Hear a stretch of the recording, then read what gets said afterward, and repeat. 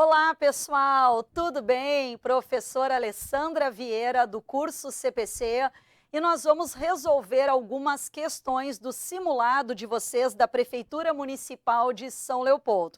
Então, nós temos algumas questões. A primeira, a questão número 21, sobre a matéria Direito Constitucional. Então, vamos dar uma olhadinha o que diz a questão número 21. Sempre que a falta de norma regulamentadora torne inviável o exercício dos direitos e liberdades constitucionais e das prerrogativas inerentes à nacionalidade, à soberania, à cidadania, deve-se impetrar. Então, nós temos aqui uma questão que é muito recorrente em concursos públicos, que é uma questão que trata dos chamados remédios constitucionais, certo? Então, nós temos ali vários remédios constitucionais e nós vamos ver qual é o adequado para, digamos, forçar, né, o Poder Legislativo a regulamentar aquele direito que está previsto na Constituição Federal e que não está sendo exercido pela ausência de uma norma regulamentadora. Então, a letra A, ela trata do habeas corpus. O habeas corpus, pessoal, não é o remédio constitucional adequado para essa situação. O habeas corpus, ele é utilizado quando nós estamos com uma restrição à nossa liberdade de ir e vir, ao nosso direito de locomoção.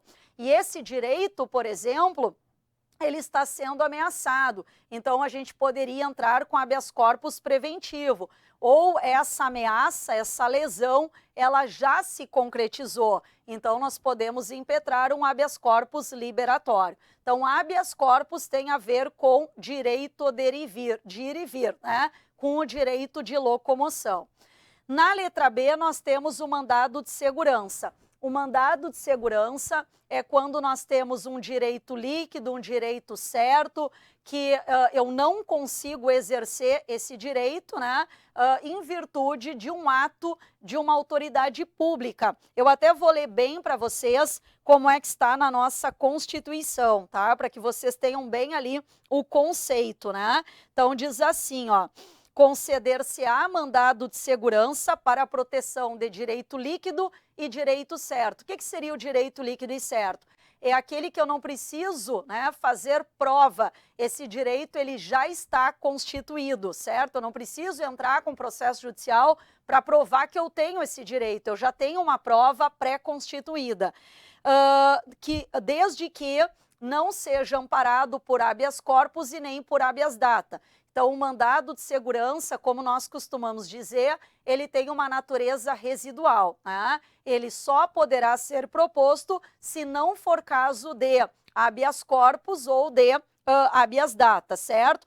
Quando o responsável pela ilegalidade ou abuso de poder for uma autoridade pública ou um agente de pessoa jurídica no exercício de atribuições do poder público. Então, como eu falei para vocês, mandado de segurança, nós temos um direito líquido, um direito certo, que eu não estou conseguindo exercer por um abuso, por uma ilegalidade, né, que parte de uma autoridade pública.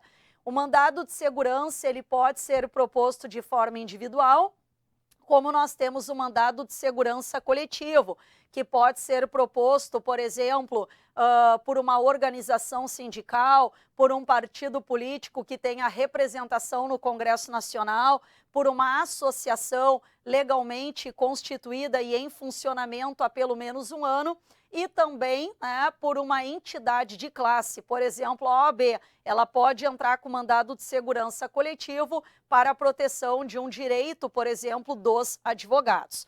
Ok, pessoal? Depois nós temos na letra C o mandado de injunção. E é justamente a letra C a nossa resposta, né? A Constituição Federal, ela trata do mandado de injunção no artigo 5º, inciso 71, e diz ali: conceder-se-á mandado de injunção sempre que a falta de uma norma regulamentadora ela torne inviável o exercício dos direitos e das liberdades constitucionais e das prerrogativas inerentes à nacionalidade, soberania e cidadania. Então, é quando a pessoa ela tem um direito, está previsto na Constituição, mas ela não consegue exercer o direito pela ausência de uma norma regulamentadora. Depois nós temos o habeas data. O habeas data, ele está previsto no artigo 5º, inciso número 72, o habeas data é quando a pessoa ela deseja obter acesso a informações de natureza pessoal que constam, né, em bancos de dados, por exemplo, organizações públicas, e ela não está conseguindo ter acesso a essas informações. Então, ela pode impetrar um habeas data. E o habeas data ele também serve para retificação, né, de dados, quando a pessoa não tem a preferência, né, de resolver essa retificação por um processo, por exemplo, judicial ou administrativo, tá? Então, habeas data assegura o conhecimento de informações relativas à pessoa do impetrante, sempre informações de caráter pessoal, tá? Que constam, né, em registro ou bancos de dados de entidades governamentais ou que tenham caráter público. E essa entidade está recusando o acesso a essas informações. E, por fim, nós temos ação popular, que está prevista no artigo 5º, inciso número 73, né?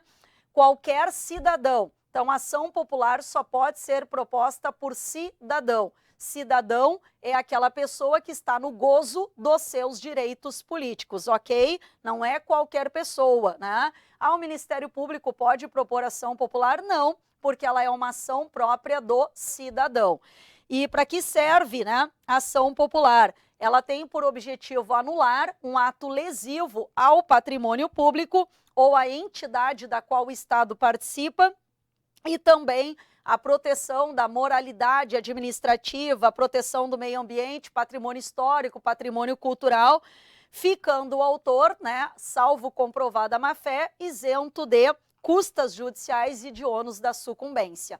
Então, a questão número 21, né, que resolve o enunciado ali, é a nossa letra C, o chamado mandado de injunção. Vamos agora à questão número 22, que é uma questão também sobre direito constitucional. Então, diz ali, a letra A, nós precisamos achar a alternativa correta, tá?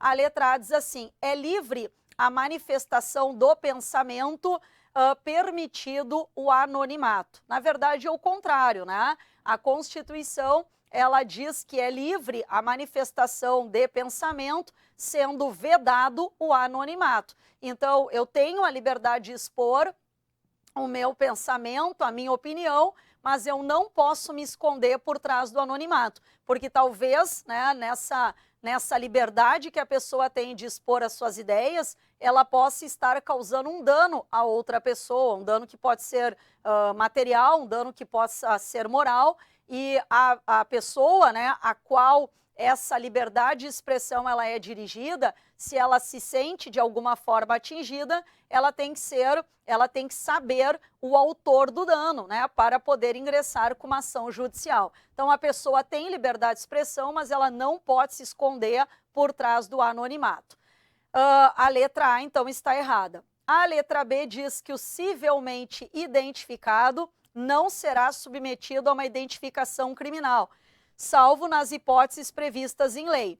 A letra B ela está correta. Se, por exemplo, uma pessoa ela é presa, né, colocando um exemplo, é conduzida por alguma razão até uma autoridade policial, se ela estiver civilmente identificada, ela está portando a sua carteira de identidade ou até mesmo um documento de identificação, a carteira de trabalho, a carteira de motorista, por exemplo, ela está civilmente identificada.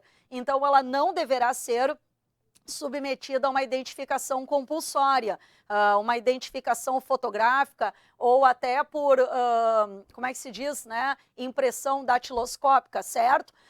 A menos que haja, por exemplo, alguma dúvida. A pessoa se apresentou perante a autoridade policial e ela tem junto com ela 3 carteiras de identidade com a sua foto e com nomes diferentes.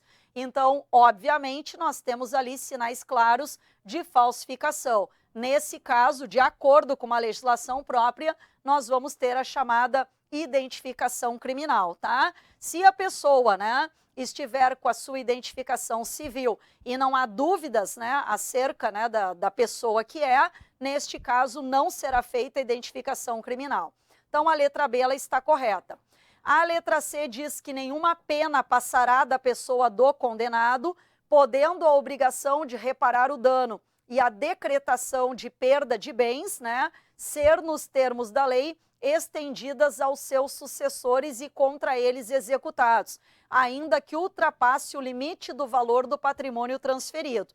Essa letra C está errada, porque essas penas, né, que são penas, por exemplo, de caráter patrimonial, elas passam, por exemplo, aos herdeiros, né, da pessoa que cometeu o dano e acabou falecendo, mas sempre no limite das forças da herança, certo? Nunca, né, ultrapassará o limite das forças da herança, por exemplo, para pegar o patrimônio pessoal dos herdeiros, se não foram eles que cometeram, né, o ato ilícito, digamos assim. A letra D diz que a lei considerará crimes inafiançáveis e insuscetíveis de graça ou anistia a prática da corrupção, a tortura, o tráfico ilícito de entorpecentes e drogas afins, o terrorismo e os crimes que são definidos como sendo crimes hediondos, né? Por eles respondendo os mandantes, os executores e aqueles que, podendo evitar, se omitiram. O que está errado na letra D? A corrupção, né? Crimes inafiançáveis e insuscetíveis de graça e anistia, a gente tem que lembrar aquele macete, né, que quase todos os professores de direito constitucional eles trazem, que é a regra dos 3 T's mais H: tráfico de drogas, terrorismo e também a tortura, além dos crimes hediondos, né? Então, 3 T's mais H. Não tem ali o crime de corrupção. Por isso que a letra D ela está errada. E a letra E, pessoal, ela diz que não haverá penas de caráter perpétuo, trabalho forçado, perdimento de bens, banimento ou penas de caráter cruel. Na verdade, né, o que está errado na letra E é a pena de perda de bens, porque essa pena ela é prevista na Constituição Federal. Todas as demais, né, pena de caráter perpétuo, trabalho forçado, banimento ou penas de caráter cruel, são penas que são proibidas pela Constituição Federal. Então, a questão número 22, ela tem como alternativa correta a letra B. E para terminar, né, nós vamos dar uma olhadinha agora na questão número 23. Essa questão, ela trata, né, do Estatuto da Criança e do Adolescente, e é uma questão sobre autorização para viajar que está prevista lá no artigo 83 do ECA, ok? Então, artigo 83 e artigo 84 também. Então, a questão 23, ela diz assim: nenhuma criança poderá viajar para fora da comarca em que reside, desacompanhada dos pais ou responsável, sem expressa autorização judicial. Contudo, a autorização não será exigida. Número 1. Quando tratar-se de comarca contígua à residência da criança, se for na mesma unidade da federação ou incluída na mesma região metropolitana. Hoje, até pela manhã, eu dava aula dessa matéria, Estatuto da Criança e do Adolescente, e comentei sobre o artigo 83 e o artigo 84. E até expliquei, né, aos alunos que é muito comum, por exemplo, crianças, adolescentes que moram em Canoas, às vezes estudam, por exemplo, numa escola em Porto Alegre, porque os pais trabalham em Porto Alegre e acham que aquilo ali até pode facilitar, né? E essa criança, ela vem de van, ou esse adolescente vem de van, por exemplo, para Porto Alegre, e os pais acham que é melhor, por exemplo, né, por uma questão ali de logística, que eles estudem no mesmo local que os pais trabalham. Se tem alguma urgência ali, as pessoas estão próximas, né? Digamos assim. Então, nesse caso, como a criança, né, ela está se deslocando, né, por exemplo, de uma comarca para outra, que é considerado a chamada região metropolitana, ou está indo de Porto Alegre para Canoas ou de Canoas para Porto Alegre, não teria essa necessidade de autorização judicial e até poderia viajar desacompanhada dos pais ou responsável legal, tá? Então, a número 1, ela está correta. A número 2 diz que também não é necessária autorização judicial se a criança estiver acompanhada de ascendentes, né, ou colaterais maiores, né, até terceiro grau, desde que isso seja comprovado de forma documental. Então, ela está ali acompanhada dos pais, está acompanhada dos avós, está acompanhada do irmão mais velho. Nesse caso, também não seria necessária uma autorização judicial, está acompanhada de um tio, né, parente de terceiro grau. Então, a número 2 está correta também. A assertiva terceira, ela diz que se a criança estiver acompanhada de ascendentes ou colateral maior até quinto grau, né? Errado, pessoal. Na linha colateral, o parentesco só vai até quarto grau. E o ECA diz, né, até terceiro grau para estar acompanhada sem a necessidade da autorização judicial, né? Desde que o vínculo, claro, seja comprovado de forma documental. Então, essa terceira afirmação, ela está errada. E a quarta afirmação diz, né, que se ela estiver, por exemplo, essa criança, né, acompanhada de uma pessoa maior, expressamente autorizada pelo pai, pela mãe ou pelo responsável, não precisa de autorização judicial. E aí eu coloco o exemplo do motorista da van, né? O motorista da van, quando começa ali o ano letivo, né, e ele tem ali os alunos que ele vai conduzir, ele sempre manda um documento aos pais para que os pais autorizem, né, que ele possa fazer esse transporte escolar da criança até a escola e da escola até a casa daquele menor, né, ou até o local que for indicado pelos pais.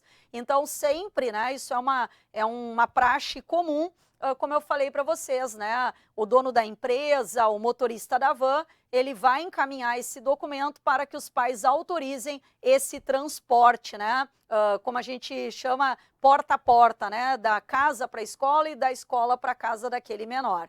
Então, estão corretas as afirmações número 1, a número 2 e a número 4, né? Portanto, o gabarito da questão número 23 é a letra C. Ok, pessoal? Terminamos aqui o nosso, né, as nossas questões do simulado. Espero que vocês tenham gostado e até a próxima, pessoal, se Deus quiser. Tchau, gente!